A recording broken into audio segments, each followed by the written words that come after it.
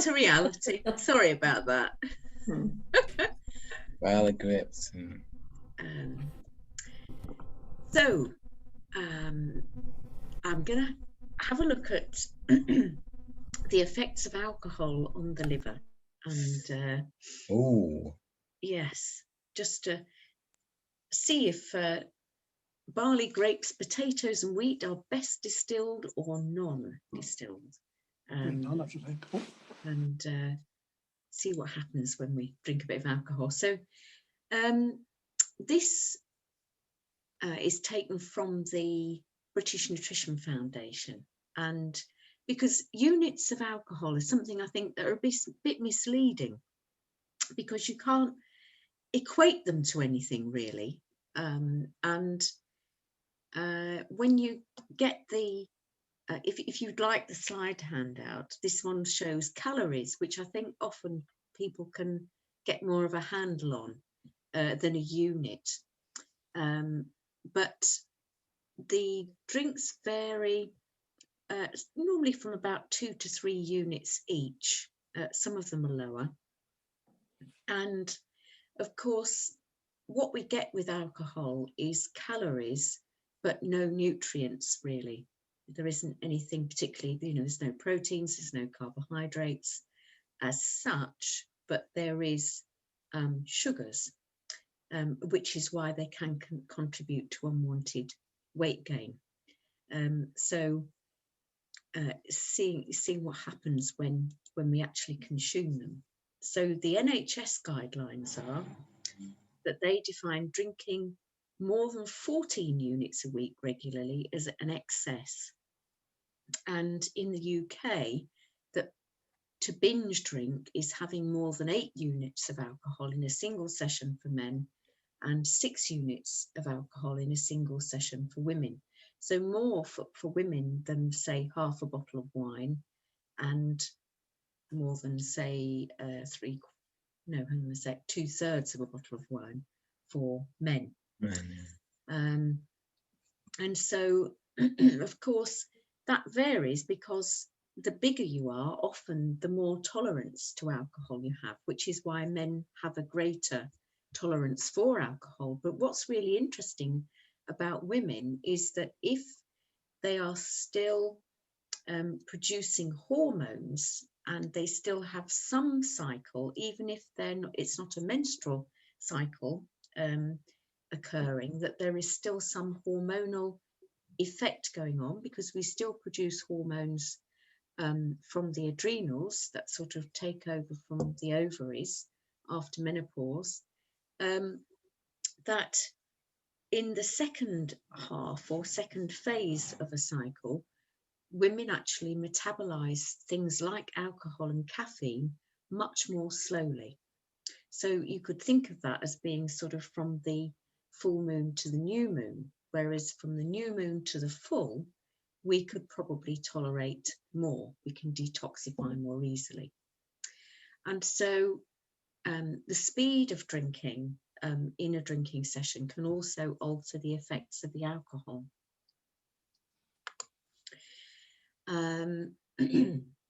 So there's a diagram here which actually shows normal liver cells, and then what happens when the cell starts to get, the liver starts to get fatty, and what moving on from there, when it hardens and you start to get liver fibrosis, and the function drops then from 75 to 80% with a fatty liver to 20 to 30% with liver fibrosis, and with liver cirrhosis will drop down to maybe 7%, something like that. And so unfortunately, excess alcohol consumption can cause an accumulation of fat in the liver, known as fatty liver. And the fatty liver causes inflammation, which results in the liver scarring and eventually failing. Now, we can, now I should have put there, I've just seen that, progression can be stopped by stopping drinking, but instead of put stopped by drinking, that is wrong. I will have to change that before I send it to anyone if they want it. Right.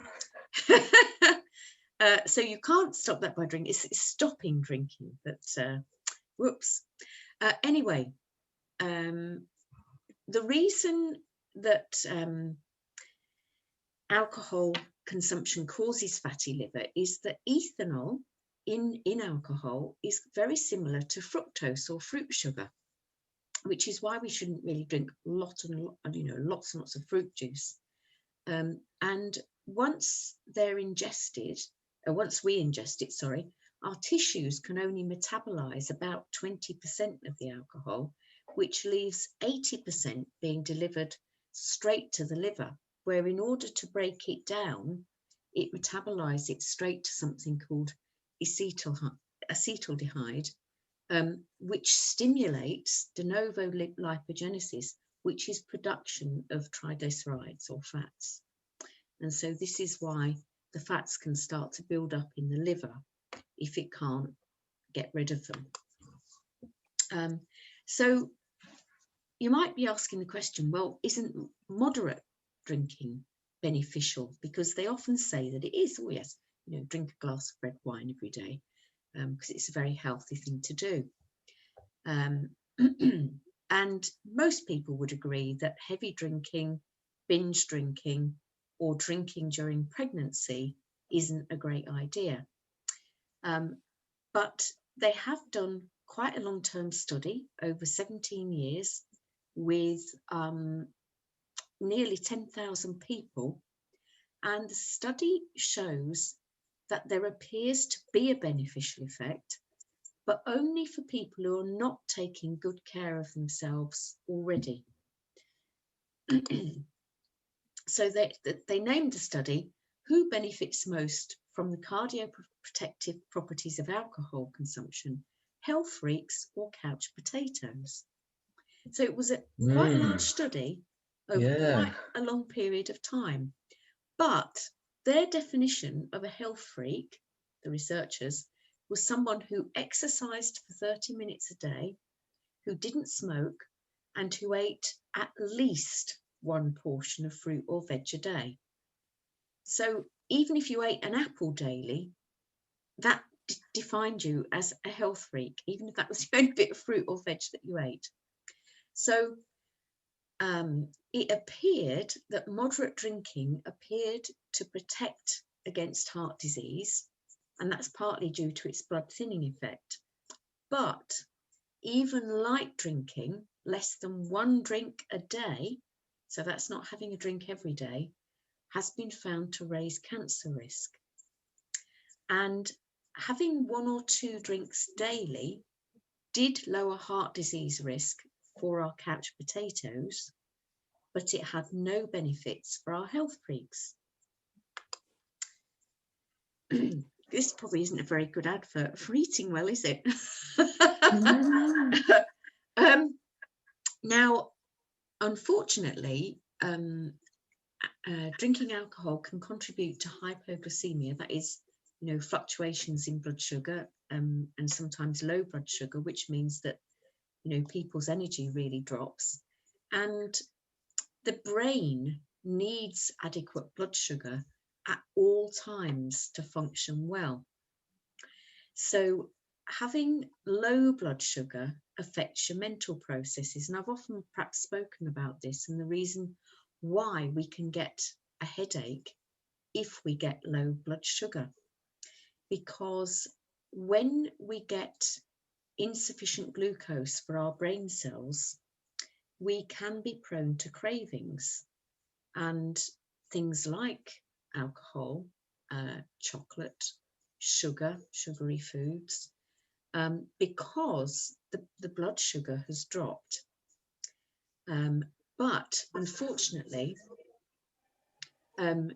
drinking alcohol can contribute to hypoglycemia because you're throwing your blood sugar consistency out, which means that you then become more prone to your blood sugar dropping again.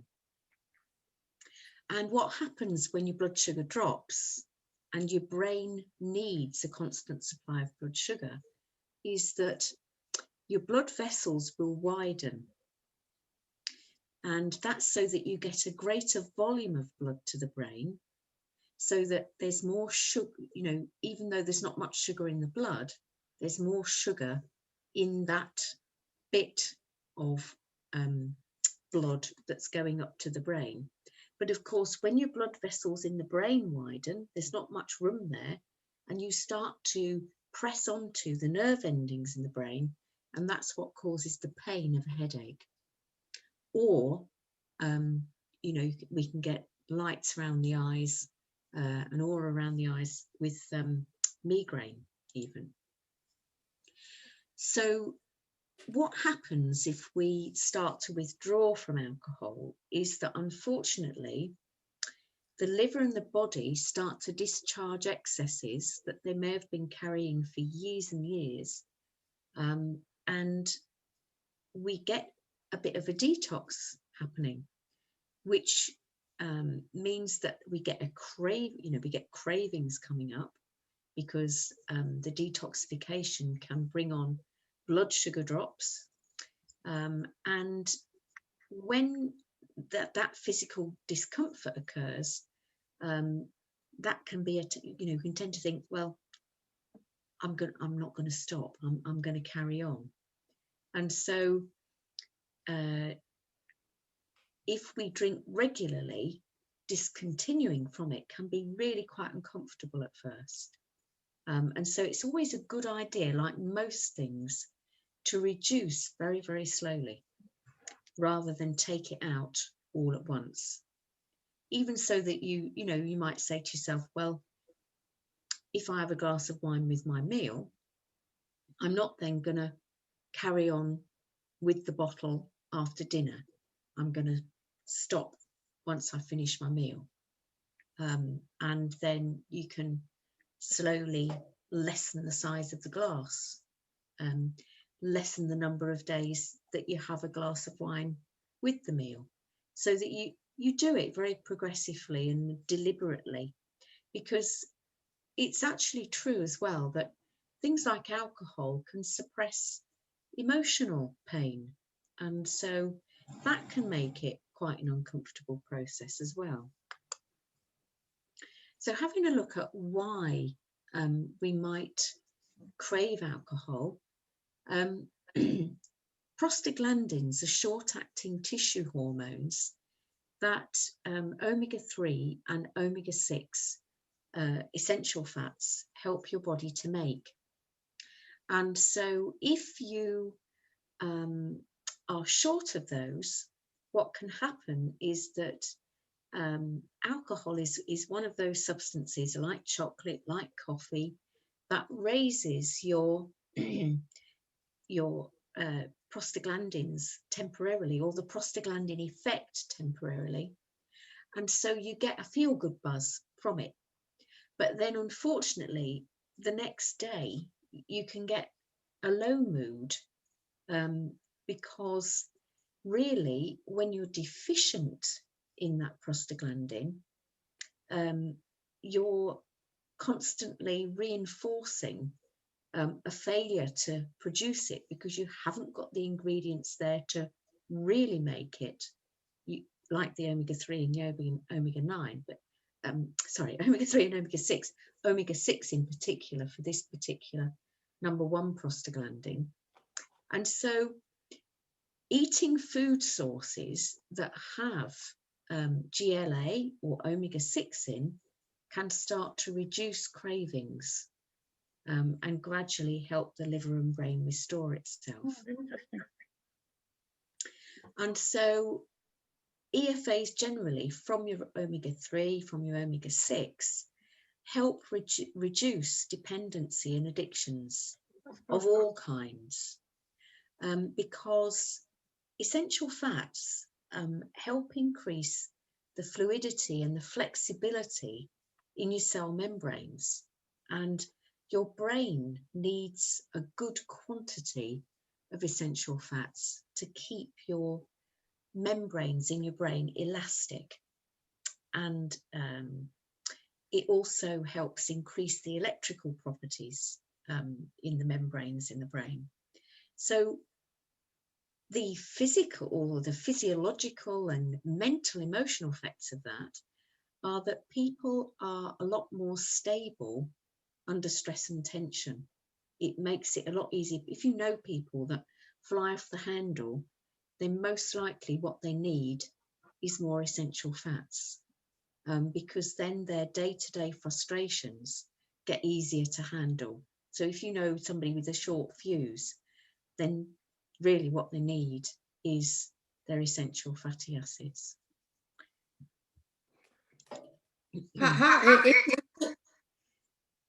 Sorry, Anne.